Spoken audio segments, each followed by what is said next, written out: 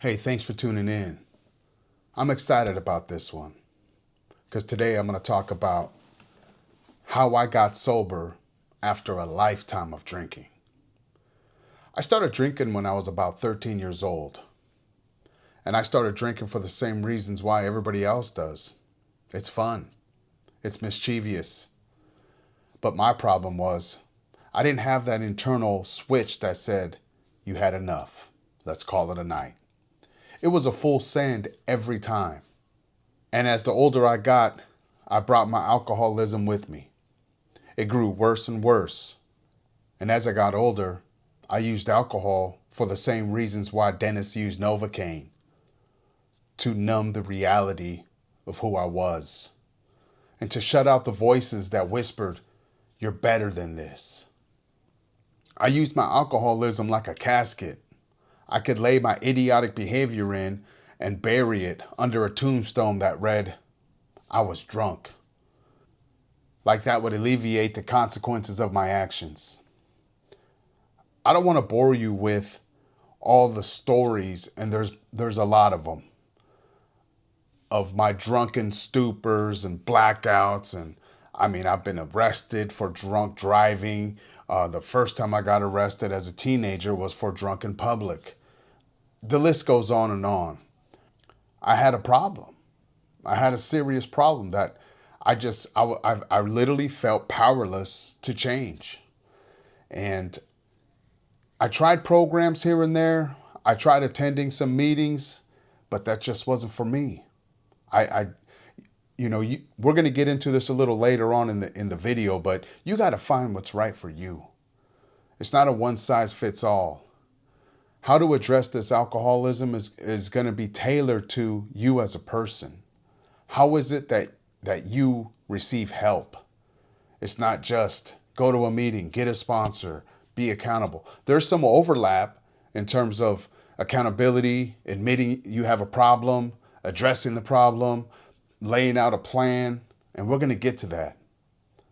But in order for you to understand how serious my alcoholism was, I've missed birthday parties, I've gotten fired from jobs, I've gotten serious car accidents. Again, I can go on and on. We all have these horror stories of what we've done while we were in the bottle. But I want this to be more solution-based. I want this to be a brand new start. I don't know who it was, but I heard a quote that said, none of us can go back and create a new beginning, but we could start now and create a new future. And that's what this is about. Sobriety isn't about erasing your past. It's about waking up to a future you're proud to be part of. If you were anything like me, alcohol influenced every part of my life. I celebrated with it. I got angry with it. I got bored with it. I mourned with it. Every aspect of my life, alcohol played a dominant role. And by the time I was married with children, I was powerless to stop it. It grew into this disease that I could not manage. And there was a life-changing event that I might get into maybe in another video, but I lost someone very close to me, and that just opened the floodgates to an already bad habit and made it worse. Because alcohol was my go-to. If I was angry, I would drink. If I was sad, I would drink. If I was happy, I would drink. If I was bored, I would drink. Everything revolved around drinking. I could hide behind the bottle and not be who God really created me to be. I would agree to go places that I didn't even want to go, but if I could drink while I'm there, I would go. And alcohol just became this huge masquerade. It was just this huge blind spot that I hid my true self in. It was the place that I hid from life's realities. It was the place that I cornered myself in when I didn't want to face who I was becoming. Not to mention, my health was deteriorating, my time was being wasted, my resources were being wasted in terms of money, and my self-respect, and my respect for my loved ones. I was that drunk uncle, that drunk husband, that drunk dad that nobody took serious. I remember plenty of nights blacking out, waking up the next morning trying to read everybody's face to see if they were mad at me. And if they were, I'd begin to rack my brain. Oh man, what did I do last night? It was horrible, but it still wasn't enough to stop. It wasn't until this tragic event that happened in my life, like I said, that maybe I'll get into on another video, but it overwhelmed me to the point where I just couldn't handle it. I couldn't handle the truth of what happened. And so I did what I always did. I turned to the bottle. And I would get drunk every day. After work, I would drink. On the weekends, I would drink. It was just not even a habit, but a lifestyle. It became a part of my identity. It became of who I was. And again, as a man, there's nothing more humiliating than not being taken serious and not having respect. But I knew deep down I didn't even deserve respect. I earned a reputation of being a drunk that nobody took serious. Now, mind you, I still maintained a job. I still was able to take care of my responsibilities. But slowly, I began to lose grasp of even that. I just couldn't control it anymore. And when this tragic event happened, it triggered something in me to where I was literally going to drink myself to death if nothing happened. And prior to that, I tried to stop. I would have this internal dialogue. You don't need to drink today. You don't need to drink this weekend. It'd be Thursday. I'd be at work and I'd start talking to myself. Self, you don't need to drink today. You don't need to drink this weekend. Your body can use a rest. Your liver's going to thank you. Have a weekend free of alcohol. Enjoy some time with your wife and kids, sober. Let your wife and kids see you for who you really are for once. But I still couldn't stop. In spite of the internal dialogue, in spite of the promises I tell myself, in spite of it all, I would find myself at the liquor store, buying 3 tall cans, going back and get an 18-pack, getting on the phone and calling my drinking buddies, and the self-respect and the respect for my loved ones began to deteriorate more and more and more. And it got to the point where I was almost going to lose my family. But how I got sober went like this. My teenage son asked me a question, a very serious and sobering question. I was in the backyard, drinking, smoking a cigarette, scratching a lotto ticket, playing some oldies on my phone, my normal routine. He goes, Dad, where do we go when we die? Now that's a serious question. Coming from your 16-year-old son asking you that type of question does something to a man. Now, I could have told him what I believe to be true in terms of what happens when you die. But I felt like I didn't have no credibility to even get into that type of dialogue with him. It was a serious question that demanded a serious answer. I didn't feel that he should hear it from someone that he just seen blacked out last weekend. And so I thought quick on my feet and I said, you know what? That's a good question. I said, we're going to go to church. And in the midst of one of these Sundays, the pastor is going to address your question in one of his sermons. I'm positive of it. And so him, my daughter, and myself agreed to go on Sunday. And so here I was, a stone cold alcoholic, no plan on quitting, mourning someone I lost close to me, just drinking my sorrows away, feeling sorry for myself. And so that Saturday, I got drunk, like I always did. Woke up the next morning, all apologetic, trying to read the room, read the faces, asking my son, hey, was that cool last night? My daughter and son said, Dad, you need help. You need to quit drinking. I said, I know, I do. I do need to quit drinking. I go, you know what, matter of fact, tomorrow when we go to church, I'm going to ask for prayer. They go, for real, Dad? I go, no, for real. I'm gonna ask for prayer. You're right. I need to stop. So Sunday comes, we're in the church, worship's happening. It feels kind of foreign because I'm hungover a little bit, haven't been to church in a while. But I do feel the presence of God there. the worship music starting to heal my sense of loss. And I couldn't even tell you what the sermon was about, but I felt God addressing me and addressing some of the questions that I had about the person that I lost, about why. Why was he taken from me like this? And God was communicating to me that he's going to teach me how to mourn properly, and that I was a leader in my family and people looked to me and I wasn't showing them a good example, but that God was going to take me by the hand and teach me how to mourn properly, how to mourn gracefully, how to mourn with strength and sensitivity, and be a strong tower that others can come and seek refuge in. I'm sitting there, and before you know it, the sermon's almost over, and I told myself, you know what? I'll just pray in my seat. I don't need to go up there and make a spectacle of myself. And so I said this little 2-bit prayer about God help me stop drinking. And when the sermon was over, I got up, and my children get up, and we're getting ready to exit. And in this church, at the end of the sermon, there's people up at front that will pray for you for whatever needs you have.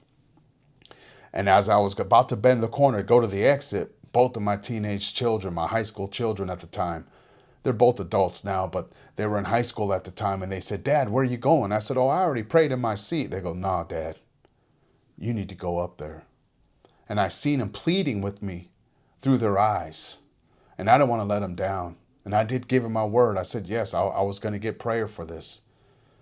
And so I walked up to the altar, and there was this brother up there, and he says, what do you need prayer for, bro? And I was like, I want to quit drinking. I'm an alcoholic, and I need to stop drinking. And he said, can I put my hand on your shoulder and pray with you? I said, yes, please. And he put his head down, and I put my head down, and he prayed. And he said, God, help this man stop drinking. It wasn't an eloquent prayer. The heavens didn't split open and angels descended. It was nothing. It was a simple prayer. This man beseeched God on my behalf. And I turned around, and we left. I literally felt no different. But that Monday, I woke up, went to work like I usually did. And usually on the way home, I'll stop and get 3 tall cans. And for the first time in years, I drove past that gas station and I went straight home. The next day, I did the same thing. The next day, I did the same thing. The next day, I did the same thing. The next day, I did the same thing. You get the picture. And before you know it, that craving, that urge was totally gone. I'm talking about wiped clean. There's no way I can divorce God from me getting clean. I mean, he removed the desire. He removed the detox, everything. And I'm proud to tell you guys, man, look, I've been sober now for 3 years, and it's just the beginning. And there's things that I had to put in place to safeguard my sobriety. And I want to share those with you in hopes that it'll help you kick that gorilla off your back. Because alcohol is meant to do one thing, to destroy you, man. It weakens your position as a man in your home, in your community, and your job. Now, if I'm not here to demonize people that drink alcohol. If you have a healthy relationship with alcohol and you're responsible and you have that internal switch that says, hey, you've had enough, more power to you. This video isn't for you. I'm talking to those that know they got a problem and that they've expressed a desire to stop and felt powerless to stop. Now, those of you that may not believe in God, there's other avenues of getting sober that I'm going to share with you. I happen to reach out for a hand bigger than mine, got prayed for, and God totally removed this disease of alcoholism. And for the first time in my life, the last 3 years, I've been my true self. I got my health back. I got my dignity back. I got my self-respect back. I got my time back. I got money back. And I got the love and respect of my family back. That's what's most important. And yes, I do have a competitive advantage at work over those that do drink. I can see it. I come in on Monday, I'm fresh. I feel great. I haven't drank alcohol all weekend. I might exercise or go do something with my family. I'm coming in Monday hot. I'm hitting the ground running. And I see those that are still struggling with alcohol coming in on Monday. Had a rough weekend? Oh man, yeah. Not me. I'm getting after it. I'm getting after it, man. So those of you that have a relationship with God and you feel you need that support. Now, I think my story is a little unique. I think it's nothing short of a miracle because I've pretty much got delivered from alcohol, a one-time shot. And, it's a day-by-day process and I have safeguards. And my wife is a huge support system in my life. My children, everybody. My children, they keep me accountable. But that might not be enough for some. So let's get into some of the ways that you can stay sober. Now, in most local churches, you'll have a lot of different groups. And if you are part of the faith-based community and you're struggling with alcohol or you know a loved one that is, invite them to celebrate recovery. I have a colleague at work that goes there that's kicked alcohol in the backside through this program. I personally haven't participated in it, so I can't really elaborate on what it entails, but I know it's like a faith-based AA. And speaking of which, there's always AA. And again, a lot of these things I don't got too much detail in because like I said, I'm a unique case. I'm not really involved in a structured program, but I don't take any credibility from any one of these. AA has a long track record of helping addicts get into recovery and maintain the recovery through the 12 steps and getting a sponsor and then sponsoring someone else and making amends with your past. It's a beautiful program and it's really intensive, and there's a lot of accountability and groups and ways to manage your alcoholism and your time. So I would suggest that for somebody, it might be a great fit. Maybe you need something a little bit more intense, a little bit more hands-on. There's always sober living environments, these rehab homes. There's some throughout the city in the Bay Area or wherever you live at, wherever you happen to be watching from. Look online. Sober living environments. A friend of mine who was struggling with alcohol, he went to one for 3 months. He lost like 50 pounds, started working out there and got sober. He looked great. He came out, started dyeing his hair. He was all fit, going to the gym, got his personal training certificate. He's doing his thing. But sober living environments are a good option for those that need more in-depth groups and just being surrounded by those that are going after sobriety just as intensely as you are, with no external temptations and you got to change your environment sometimes. Sometimes you got to change your environment. Get away from just being in proximity to alcohol is too much for some people. If you're Native American and you don't want to go to a church, or you don't want to go to a sober living environment, or you don't want to go to AA, well, there's also something called the Red Road. Go to the internet, wherever you're based out of, type it up. I'm sure there's a group where the Red Road helps Native Americans through tradition and ceremonies get sober and kick alcohol out of your life. And I'm sure there's a slew of others, but those are just a handful of some of the programs that you could take advantage of in your area. Now, here's some practical things, and then I'm going to wrap this up. So I think with any approach in addressing this problem, you need 3 things. 1, accountability. You need to be accountable to someone or something. You need accountability, someone to hold your feet to the fire when things get tough. 2, support. You need to seek out those that are willing to support you on this journey of sobriety. You can't do it alone. Family, friends, sponsors, a faith-based group, a cultural group, and this is a big one. 3, routines. You'd be surprised of the power of a routine. So step 1 is just naming the problem. I'm an alcoholic and I need help. Step 2 was just asking for help. A therapist, a friend, a sponsor. Step 3, rebuilding structure, a morning routine, a beverage-free social life, and a plan for cravings. Now, if you're listening to this and you feel like I can't do it, listen to this. You don't have to see the whole staircase. Just take the first step that feels doable. That's it. Take the first step that feels doable, man. Admit there's a problem, seek for help, and start rebuilding the structure of your life. Have a plan for cravings. Be accountable. Now, I'm 3 years in, and I'm by no means at the end of the race. It's a continual process. I'm managing this disease through the help of God.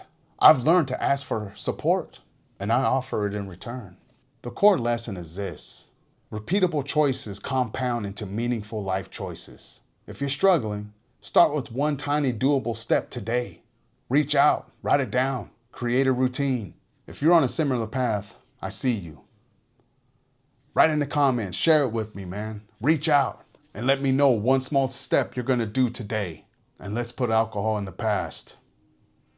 Be true to ourselves and wake up to a future we could be proud of. Thanks for joining me. Stay blessed, and I'll see you on the next one. Thank you for joining us. We hope today's episode has sparked your curiosity and offered you new insights into the human experience. If you enjoyed the episode, please consider subscribing and sharing it with others who might find value in our content.